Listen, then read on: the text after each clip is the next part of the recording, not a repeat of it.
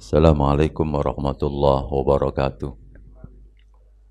Alhamdulillahirabbil alamin wa bihi nasta'inu ala umuri dunya waddin. Asyhadu an la ilaha illallah wahdahu la syarikalah wa asyhadu anna Muhammadan abduhu wa rasuluhu la nabiyya ba'da. Allahumma shalli ala Muhammad wa ala ali Muhammad kama shallaita ala Ibrahim wa ala ali Ibrahim wa barik ala Muhammad wa ala ali Muhammad kama barakta ala Ibrahim wa ala ali Ibrahim fil alamina innaka Hamidum Majid. Assalamu ala nabi wa rahmatullah wa barakatuh. Assalamu alayna wa ala ibadillahi sholihin. Amma ba'd, Bapak dan Ibu yang dirahmati Allah Subhanahu wa taala. Kita bersyukur kepada Allah bisa bertemu dan berjumpa kembali. Mudah-mudahan pertemuan kita ini mengantarkan kita semua nanti bisa bertemu kembali di surganya Allah Subhanahu wa taala. Sehingga nanti kita bisa bertemu dengan alumni mujahidin. Gitu ya. Alumni takmir mujahidin ketemu di surganya Allah Subhanahu wa taala ya. Kita sampai, saya lupa sampai di mana, sampai di sini kayaknya ya. Maka nanti Pak Catur ditengeri Pak sampainya ya. Malah sebagian suruh ngulang. Kita sampai di sini insya Allah bahwa orang-orang beriman itu hati mereka itu tenang karena berzikir kepada Allah. Makanya sumber stres itu bukan dari negara timur tetapi dari negara barat. Karena orang-orang barat itu tidak mempunyai zikir. Lalu mereka ngarang-ngarang zikir, namanya meditasi. Yang kepingin bahagia tinggal ngomong bahagia begitu. Nah, kalau kita sudah punya yang sangat lengkap, cuma kemudian sekarang kaum muslimin malah kurang berzikir. Nah akhirnya juga kaum muslimin pun banyak yang sumpeknya. Apa kata Allah? Ala bidzikrillahi, ketahuilah bahwa dengan mengingat Allah itu hati menjadi tenang. Makanya Rasulullah Shallallahu Alaihi Wasallam itu kemudian memberikan contoh kepada kita semuanya bahwa Rasulullah Shallallahu Alaihi Wasallam itu kalau beliau menghadapi kesulitan dan masalah maka beliau sholat. Jadi makanya solusinya sederhana. Nah banyak orang itu berpikir prosesnya tetapi tidak berpikir bagaimana substansi masalah itu dari mana. Makanya Nabi Muhammad SAW itu kanan Nabi idza hazabahu amrun sholat. Ketika ada urusan yang sangat penting, hazabahu amrun, ada urusan yang sangat penting, mendesak, sulit, sholat. Jadi beliau itu sholat. Sehingga apapun masalah, sholat. Nah kemudian kita tidak perlu bagaimana berpikir lalu bagaimana prosesnya. Oh kadang pusing kalau dipikir prosesnya. Karena apa? Tidak, cuma orang kadang-kadang dipikir-pikir dulu, sulit, ruwet, baru sholat. Nah pokoknya ada masalah yang ruwet ya sholat. Itulah yang dilakukan Nabi Shallallahu Alaihi Wasallam. Jadi beliau menghadapi masalah itu sholat. Ya urusan apapun. Urusan keluarga, urusan ekonomi, urusan perusahaan, urusan negara. Oh negara saja ini paling gampang. Kalau saya jadi presiden itu paling gampang. Apa? Ya kerjasama sama Departemen Agama sama MUI, kemudian seluruh kaum muslimin sholat berjamaah 5 waktu di masjid. Wah, maka insya Allah kalau masjidnya itu makmur, maka negara ini akan penuh dengan keberkahan. Ketika krisis ya gampang juga kalau tinggal bikin suatu keputusan presiden, seluruh kaum muslimin puasa Senin Kemis, nah gitu. Lalu kemudian krisis saya puasa Daud. Ya sudah, insya Allah pertolongan Allah akan datang. Apalagi kita berada di negara yang kaya raya. Nah, sehingga Rasulullah Shallallahu Alaihi Wasallam itu kalau beliau capek, ya, jadi capek, baik capek fisik ataupun pikiran, ngomong sama Bilal, ya Bilal aqimis sholah arihna biha. Wahai Bilal, dirikanlah sholat, kami ingin menyantaikan diri atau istirahatkan kami dengan sholat. Jadi dari seluruh kesibukan yang menyibukkan pikiran, menyibukkan otak, akal kita semua, lalu fisik kita capek, maka santainya itu sholat. Itu baru sholat menjadi kebutuhan. Yang menjadi berat itu ketika sholat menjadi beban. Sehingga banyak orang tuh cepat-cepat sholat gitu. Setelah itu cangkruk ngarepe masjid ngono. Cangkruknya lebih lama daripada sholatnya. Kan kembali. Tetapi kalau Rasulullah mengatakan bahwa hiburannya itu ada dalam sholat. Dan bahkan jasmani kita ini istirahatnya berada di dalam sholat. Nanti akan dibicarakan itu jantung kita, urat saraf kita, maka istirahatnya itu ada di dalam sholat. Nah, maka kita nanti akan mendapatkan kesehatan, ketenangan, lahir dan batin. Jadi itu yang harus jadi prinsip. Arihna itu dari kata-kata rohah. Jadi kata-kata rohah muncul kata istirohah. Bahasa Indonesianya istirahat. Jadi santai, istirahat. Jadi mengistirahatkan tubuh kita itu dengan sholat. Dari kata-kata rohah. Sampai muncul kata-kata taraweh kalau Ramadan. Artinya sholat yang disertai dengan istirahat. Karena dulu taraweh itu asalnya panjang-panjang gitu bacaannya, kemudian 4 rakaat istirahat. Nah, setelah itu berdiri lagi. Karena ya kadang ya separuh surah Al-Baqarah gitu ya, 1 rakaat istirahat. Maka disebut kemudian namanya taraweh. Nah, malah sekarang orang bukan tenang tarawehnya, malah sebagian cepat. Nah, gitu. Nah, kalau cepat sholat tarawehnya itu berarti menyalahi namanya, asalnya. Kenapa? Akhirnya menjadi sholatul fatas, cepat. Mestinya taraweh. Ya. Jadi kita kembali ke sini bahwa sholat itu adalah untuk mengistirahatkan, menghibur diri jasmani dan diri rohani. Dan Nabi Muhammad SAW kemudian beliau mengatakan, waju'ila qurratu aini fis sholat. Dan dijadikan ketenangan.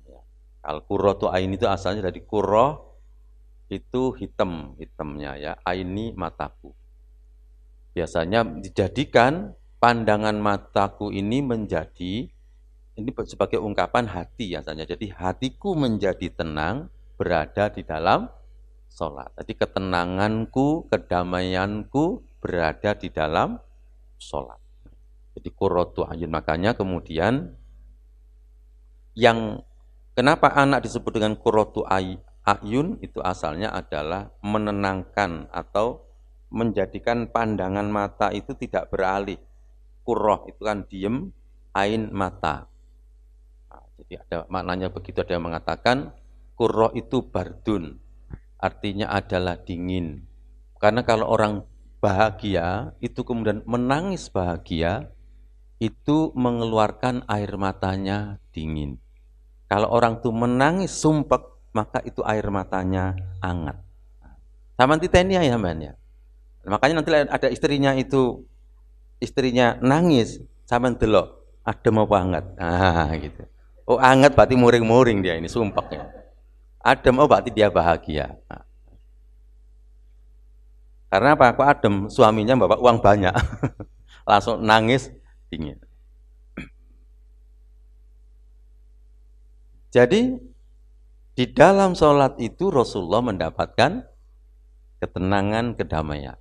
Nah pertanyaannya, apakah kita sudah mendapatkan itu? Nah, kalau belum berarti kan menjadi beban sholat itu. Nah, makanya pada pertemuan sebelumnya kalau orang itu sudah merasakan, makanya kalau orang sudah mendapatkan rasa sholat, maka rasa itu menimbulkan kerinduan.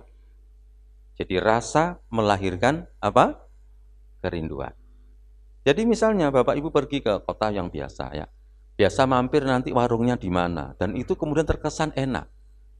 Pasti berangkat ke daerah itu lagi, pasti mampirnya Aku wis kangen itu, rawon di kono lho, enak gitu. Jadi karena apa? Pernah merasakan. Jadi merasakan tuh menghasilkan kerinduan. Makanya kenapa sebagian orang tuh zikirnya lama, baca Qur'annya anteng, sholatnya lama, karena dia sudah merasakan. Nah, karena sudah merasakan, akhirnya ingin mengulang lagi rasa itu. Apalagi sudah merasakan nikmatnya, lalu kemudian bisa menyelesaikan seluruh persoalannya melalui sholat. Makanya jangan sampai kemudian kita ini setelah sholat gak dapat apa-apa. Lalu kita lobby sama orang-orang aja, dapat sesuatu pulang. Ini sholat ini lobby dengan zat yang maha besar, itu pasti dapat sesuatu. Kalau nggak dapat sesuatu, itu pasti ada sesuatu yang salah. Maka kita akan lihat itu bagaimana para salafus saleh itu ya. Makanya kemudian kesimpulan saya, obat galau dan sumpek itu bernama sholat.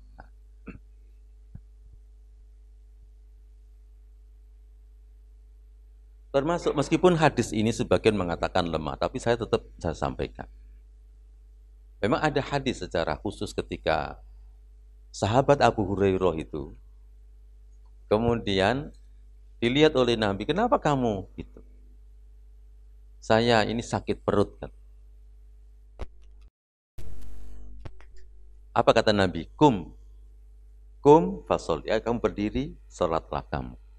Fa inna fis sholati sifat. Karena di dalam sholat itu ada obat. Menjadi sarana. Tapi sang penyembuh adalah Allah. Jadi makanya ketika kita nggak ada obat sama sekali, orang muslim itu nggak perlu khawatir. Karena sembuh itu tidak harus pakai obat yang definisinya orang itu. Sholat itu bisa menjadi obat. Jadi ketika kita di rumah tiba-tiba malam sakit, masuk angin atau apa, nggak ada opo-opo gitu misalnya. Kenapa lalu kemudian kita tidak gunakan sholat? Rukuklah yang lama, sujudlah yang lama, maka insya Allah langsung kentut-kentut, anginnya hilang. Nah, kentut anginnya hilang ya. Nah, jadi ada sifat. Jadi kita diberi alternatif kaum muslimin itu sangat banyak obat. Tapi penyembuhnya satu. Bisa kita pakai semua. Jadi kita ulang. Kum fasolli fa inna fis sholati sifa'an. Sudah kamu berdiri, karena sesungguhnya di dalam sholat ini sifa'an. Ada obat. Kalau dalam bahasa Arab itu sifa'an itu namanya pakai isim nakiroh, itu berfungsi umum, tidak ada as-sifa, tidak as-sifa. Kalau as-sifa itu berarti bisa menyembuhkan penyakit tertentu. Tetapi kalau sifaan itu artinya berbagai macam penyakit. Jangan kemudian, loh, apa iso yo? Tidak perlu berpikir begitu, karena Allah itu bisa melakukan sesuatu yang impossible. Yang tidak mungkin menurut kita itu bisa menjadi mungkin. Jangankan kita ya, dulu para nabi, para rasul itu pun juga nggak percaya. Gitu. Ketika Allah mengatakan misalnya, ketika Allah mengatakan kepada Nabi Ibrahim, kamu akan mempunyai anak. Maksudnya mempunyai anak lagi. Pertama kan dengan Ismail. Karena apa? Punya anak namanya Ismail, Nabi Ismail alaihissalam. Kemudian, kenapa dia menikah lagi dengan Ibunda Hajar itu? Karena istri yang pertama tidak mempunyai anak. Nah, keturunan. Ketika ini sudah punya anak, kemudian datanglah malaikat menyampaikan kabar gembira, kamu akan mempunyai anak. Apa kata Nabi Ibrahim tidak percaya, apalagi istrinya. A'alidu wa ana ajuz katanya. Apakah saya akan mempunyai anak sementara saya ini sudah tua renta? Wa hadza ba'li syaikh. Ini suami saya sudah lebih tua lagi. Jangan sampai engkau berita hoak sampean. Wong biyene gak duwe anak sik enom, apa maneh saiki wis tuwa. Nabi Ibrahim itu usianya punya anak Yang kedua Ishak itu usianya 112 tahun. Penantian kepingin punya anak itu sampai umur 100 tahun. Itu ndonga kepingin punya anak sampai umur 100 tahun nggak duit. Baru dari istri yang dua itu dapat anak. Lah itu ada berita. Ali itu dia heran gitu istrinya. Apa kata kemudian? Hadza syai'un ajib. Ini ada sesuatu yang aneh, ajaib, tidak mungkin. Sampai ini ono mungkin begitu ya. Malaikatnya datang. Apa kata malaikatnya? Atak jabina min amrillah. Apakah kamu heran dengan keputusan Allah? Jadi tidak ada yang impossible. Maka itulah keyakinan dan kepercayaan kita semua sebagai Muslim bahwa kita punya senjata sholat ini. Maka kemudian supaya kita melakukan perubahan, itu Nabi juga kuncinya di sini. Allah memberikan kunci kepada kita bahwa untuk melakukan perubahan, apalagi Indonesia misalnya, merubahnya. Dari sini perubahan itu. Aqimis sholah inna sholata tanha anil faksai wal mungkar.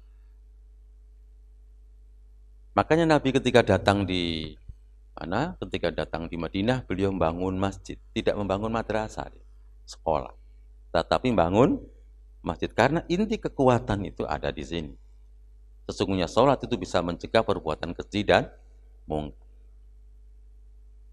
Sehingga kesimpulannya, kalau saya menyimpulkan bahwa sholat itu pertama bisa merubah diri, mengubah diri, kemudian sholat itu bisa mengubah masyarakat, bahkan nanti dunia itu bisa kita rubah dengan sholat. Cuma kaum muslimin sekarang tidak perhatian di sini.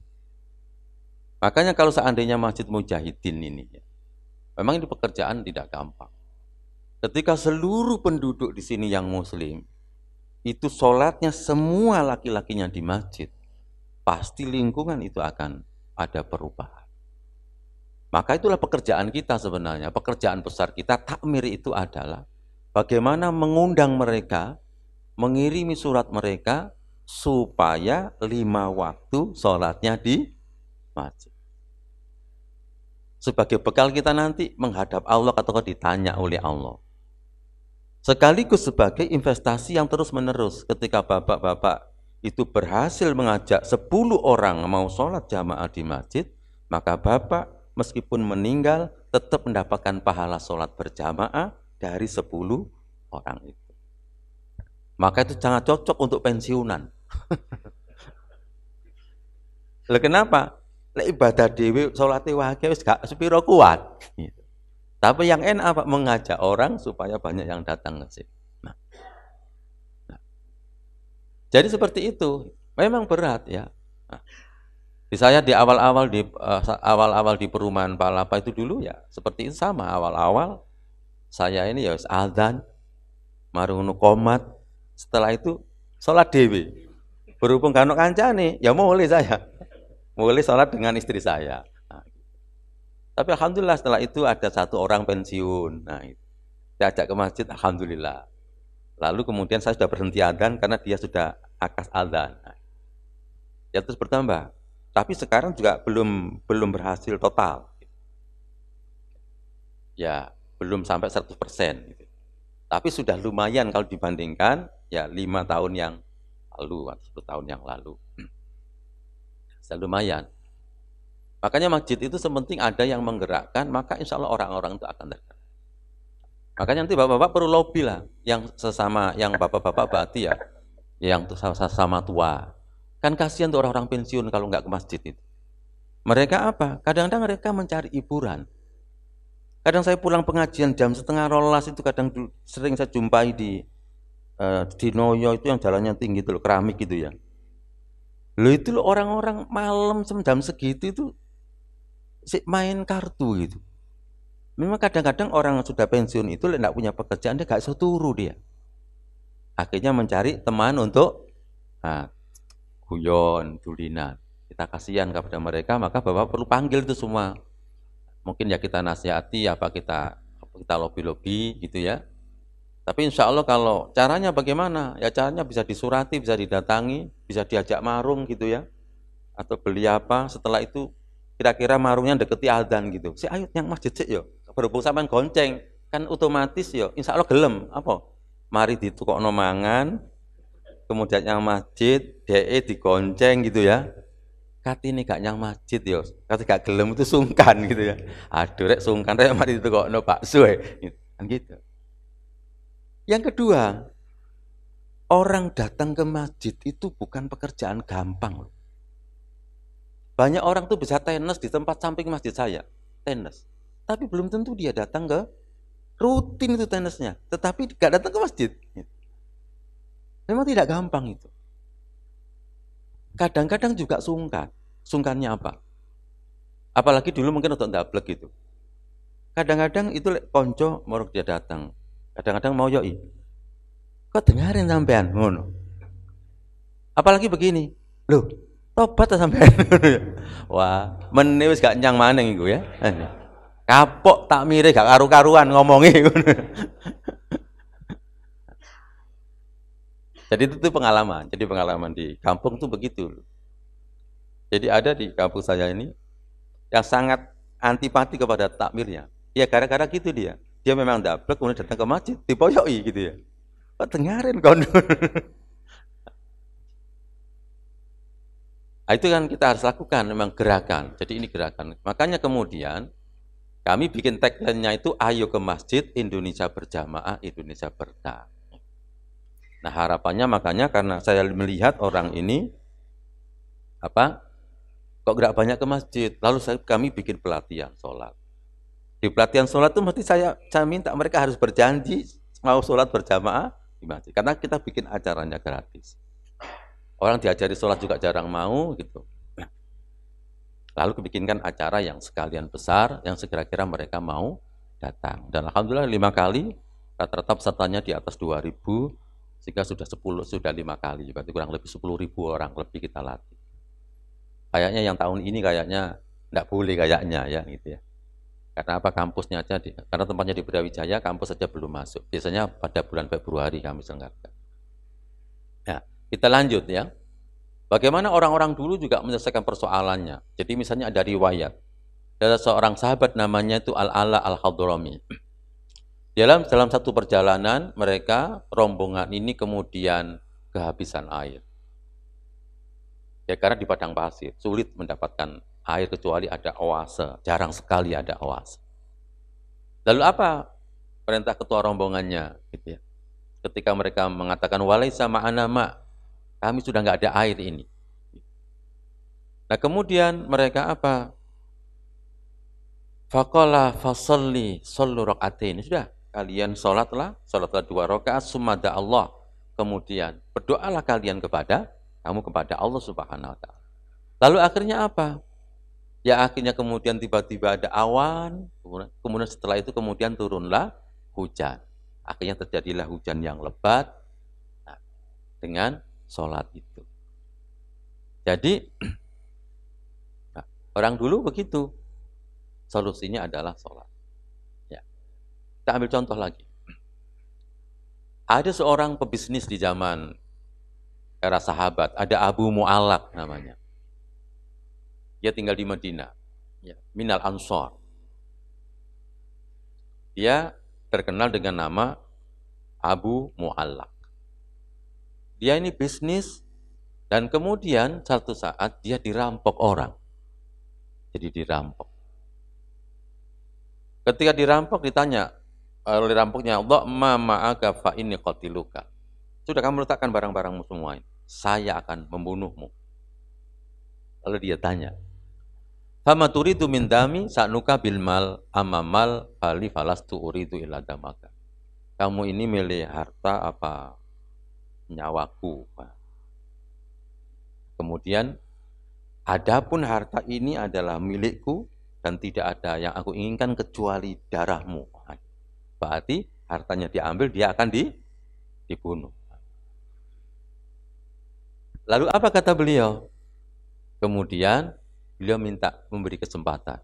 Oh kalau begitu, Kalau kamu itu yang kamu inginkan, ya fadarni usolli arba'a rakaat. Bagaimana kalau beri kesempatan aku untuk melaksanakan sholat 4 rakaat?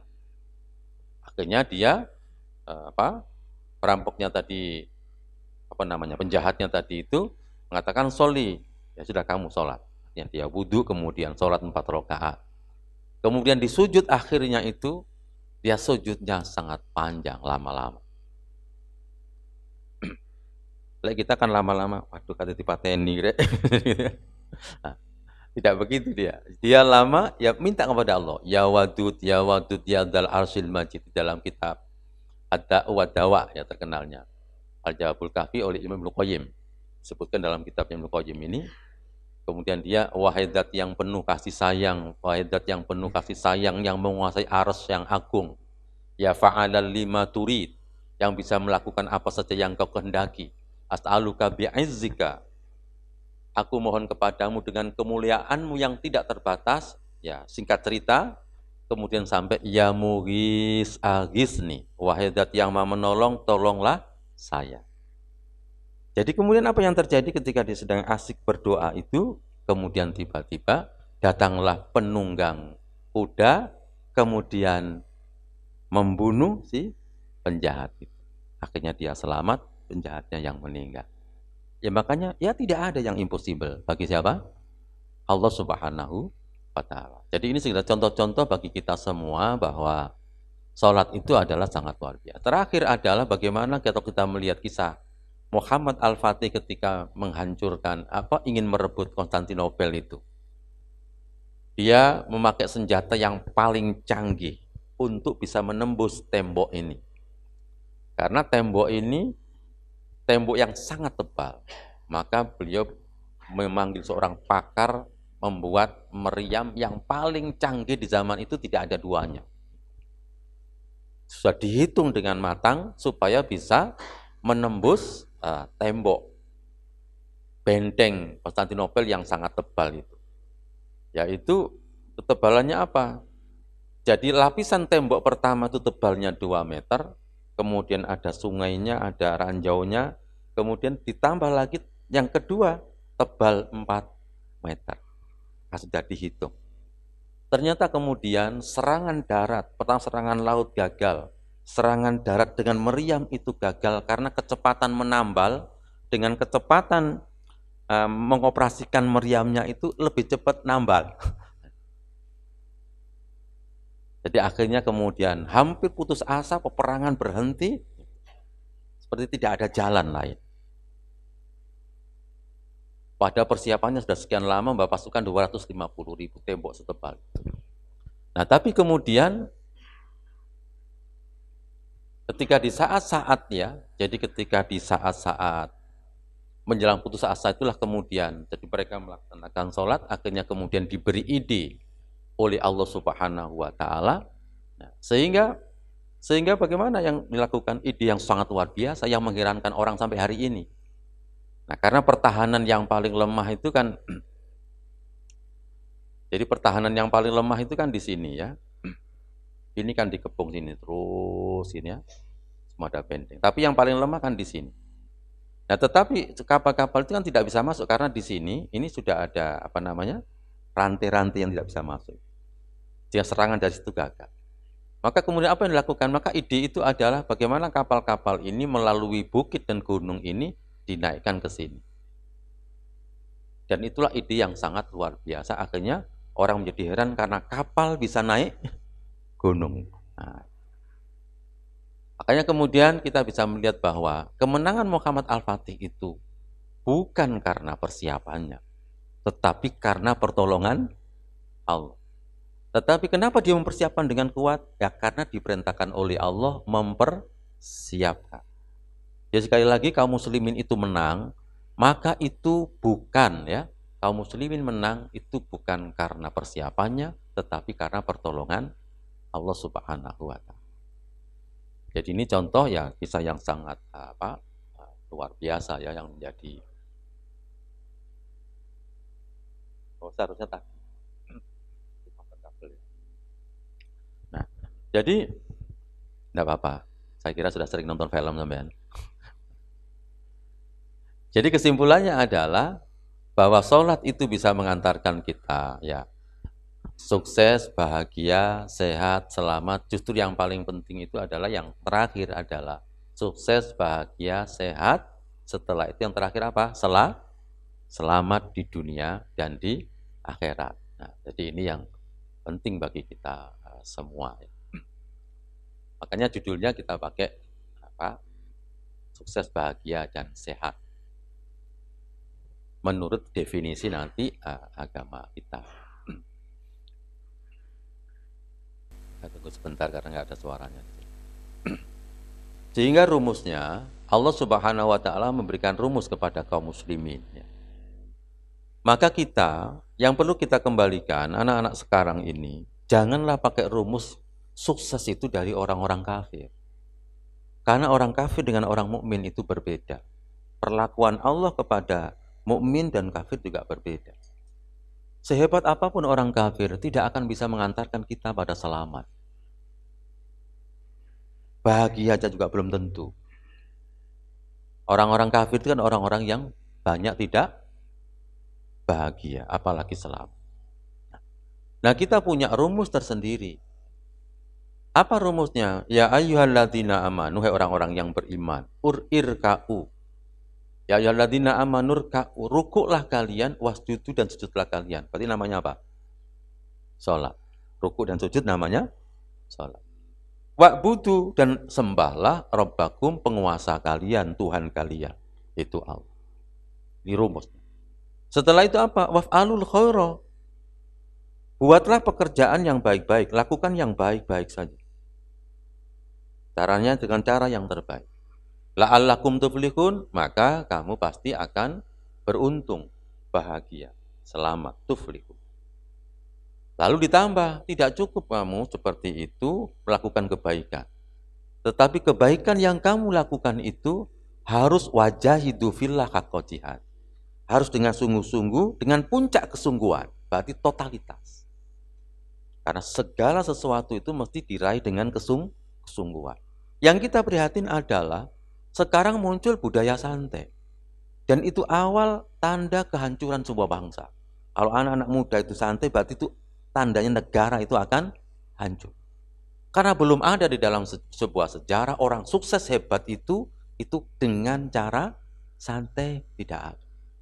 Apalagi bapak-bapak ini kan sudah usia segini, saya kira punya pengalaman yang lebih banyak yang perlu ditularkan kepada generasi setelah kita.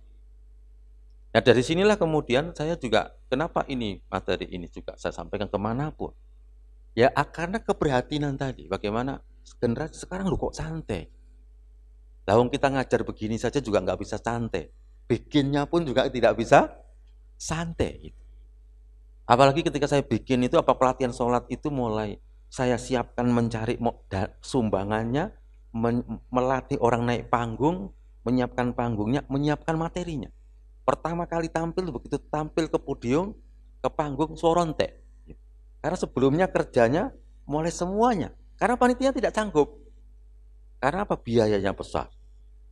Saya bilang, dananya sudah ada. Maksudnya adanya itu di Gusti Allah. Dan alhamdulillah itu bisa terlaksana. Tapi semua membutuhkan di sini. Wajahidu fillahi haqqa jihad. Sehingga rumusnya kalau kita rumuskan, maka yang pertama apa? Ya iman, ya. Pertama tadi iman, kan dipanggil ya ayyuhalladzina amanu. Ini rumusnya orang beriman memang. Iman, sholat, ibadah. Kemudian ditambah ya, membuat prestasi kebaikan-kebaikan yang banyak. Kebaikan. Nah, kemudian ditambah apa? Tidak cukup di situ. Totalitas. Jadi harus ditambah totalitas, kesungguhan pada puncak kesungguhan itu baru kemudian nanti kita akan menghasilkan sesuatu. Nah, generasi dulu, bagaimana Rasulullah SAW itu bisa berhasil? Karena Rasulullah itu berpikir setiap hari, setiap malam, itu Rasulullah berpikirnya apa? Bagaimana bisa memberi petunjuk kepada semua orang. Nah, di zaman itu yang Islam kan hanya Rasulullah. Berarti Rasulullah berpikir bagaimana semua orang kafir ini mendapatkan petunjuk. baru istrinya, ponaannya, terus begitu. Makanya Rasulullah melakukannya secara totalitas. Lalu kalau rumus gagalnya apa? Jadi peradaban itu akan hancur, ada rumusnya. Allah sudah mengatakan, setelah generasi baik, fakhalafa mim ba'dihim khalfun, setelah para nabi itu nanti ada generasi pengganti, khalfun belakang atau khalifah.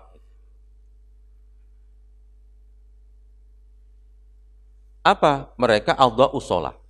Awal dari hancurnya peradaban Islam itu adalah mereka menyia-nyiakan sholat. Ditambah wattabaus syahwat, mengikuti syahwat. Sudah tidak sholat, mengikuti syahwat. Maka apa kata Allah, fasawfa yalqauna ghayya, maka mereka pasti akan mendapatkan ghayya, kesesatan. Ini rumus pasti sudah. Makanya kalau pakai dibandingkan kan gampang. Tidak sholat, lakukan keburukan setiap hari, sudah pasti akan gagal. Sholat, lakukan kebaikan, maka akan selamat. Nah, sehingga kalau kita rumuskan, nah, seperti apa rumusnya? Ya, berarti yang pertama tadi apa? Meremehkan sholat, menyia-nyiakan sholat, tidak sholat, sholatnya tidak berjamaah, sholatnya tidak sungguh-sungguh, syarat dan rukunnya. Kemudian ditambah mengikuti apa tadi?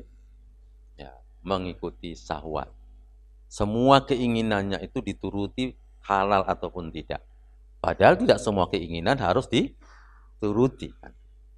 Ketika ini terjadi dan itu banyak di masyarakat sekarang ini, nah maka pasti masyarakat itu akan menjadi masyarakat yang sesat dan akhirnya celaka, tidak hanya di dunia, sampai nanti di akhirat. Jadi ini hancurnya peradaban. Apalagi sekarang anak-anak muda itu jarang sekali mereka sholat berjamaah. Saya melihat kalau maghrib di jalan ke sana tuh, Soekarno-Hatta sana tuh mana tuh? Segede Mas sampean itu loh. Sudimoro gitu ya. Coba kita lihat. Kita berangkat ke tempatnya Pak Catur mau pengajian habis sisa. Nanti kita pulang jam 10:30 gitu ya. Ya tetap begitu di situ. Lalu pertanyaannya apakah mereka diskusi, kemudian membahas ilmu pengetahuan, sebagaimana ulama-ulama dulu gitu, atau ilmuwan-ilmuwan dulu? Jawabannya kira-kira, ya apa sih ngeruh sama narik nom? Ini sing nom ini. Bagaimana kira-kira? Itu diskusi ilmiah atau? Ya mesti saya tuh heran. Kopi mesakmi ini lu gak antente sampai jam 12. Kok iso gitu ya? Kopi opo iku?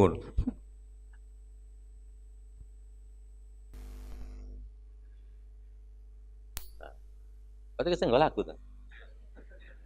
Oh, kesenggol ini tadi dulu ya. Kopi ini muring-muring.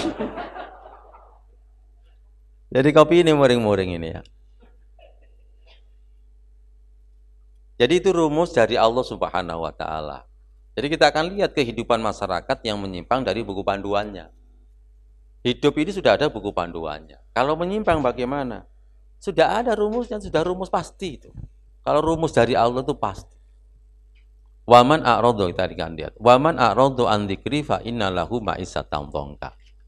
Waman a'radhu, barang siapa yang berpaling an dzikri dari peringatanku, maka mereka akan menghidupkan apa? Ma'isatan dhanka, kehidupan yang sengsara.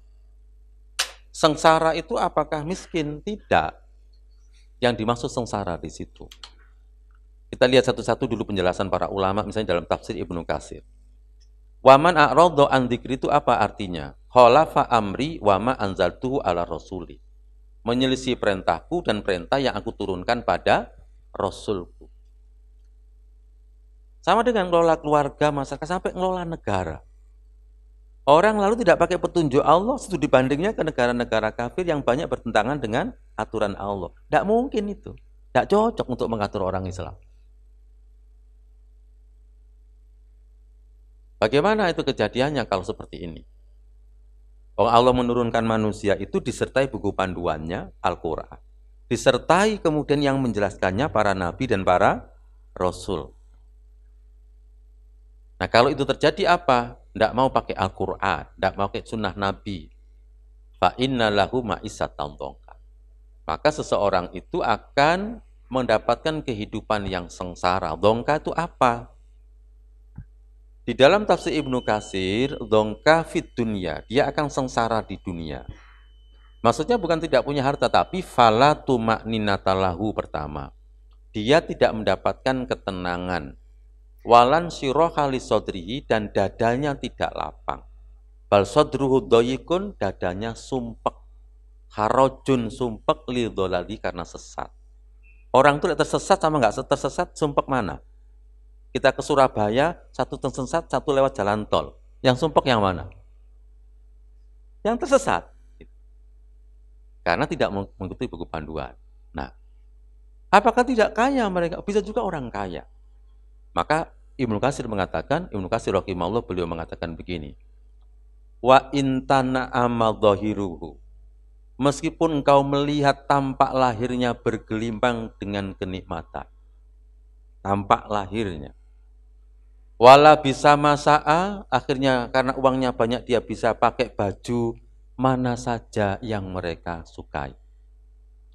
Wa akala masa'a, dan dia bisa makan makanan apa saja yang mereka sukai. Pokoknya karena uangnya banyak. Kemudian sampai wasakana khaisusa'a, dia bisa tinggal di tempat mana saja dia kehendaki karena rumahnya banyak.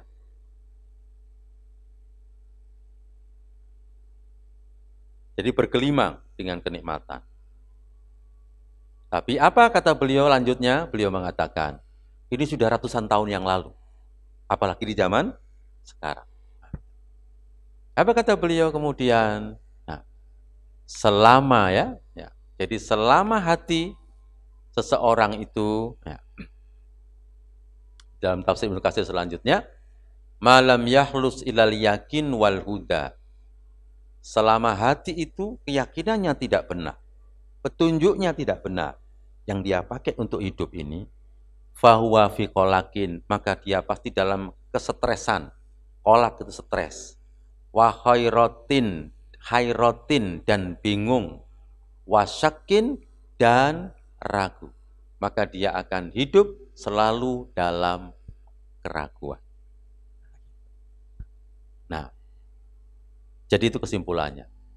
Maka dia akan selalu stres, bingung, dan hidup dalam keraguan. Dan itu tidak pakai contoh. Banyak sekali contohnya. Kenapa? Karena dia tidak memakai buku panduan yang asli dari Allah Subhanahu wa Ta'ala. Makanya kita bisa lihat misalnya negara-negara yang makmur, misalnya Korea Selatan misalnya, yang mungkin Bapak Ibu yang pernah ke Korea. Data-data kan menunjukkan bagaimana di Korea setiap hari ditemukan 30-40 kasus bunuh diri. Bukan karena tidak punya uang, karena sudah mengalami kemakmuran. Cina juga begitu. Coba Indonesia, masih utangnya akeh itu, alhamdulillah gak ada yang bunuh diri. Berarti karena masih ada ketenangan. Nah, gitu. Kita bersyukur itu kepada Allah Ta'ala. Gitu. Nah. Jadi orang-orang kafir karena mereka tidak mempunyai pedoman. Gitu ya. Setiap hari. Mungkin Jepang, gitu ya. Yang lebih dulu Jepang, lebih makmur ya, dulu Jepang. Ada Amerika, ada Eropa. Lalu kemudian, kalau Bapak Ibu itu melihat orang itu menyimpang, penuh dengan kekayaan yang banyak, tapi kok aman-aman saja ya, gitu. Kok enak-enak saja orang itu. Tahu tidak? Nanti akan berlaku ini, hanya menunggu waktu. Akan berlaku ayat ini, hanya menunggu waktu. Falamma nasu ma dzukiru bihi. Kita lanjutkan sebentar ya, biar selesai ya. Enggak apa-apa ya? Iya. Lo katanya yang di mana mau pensiun nih?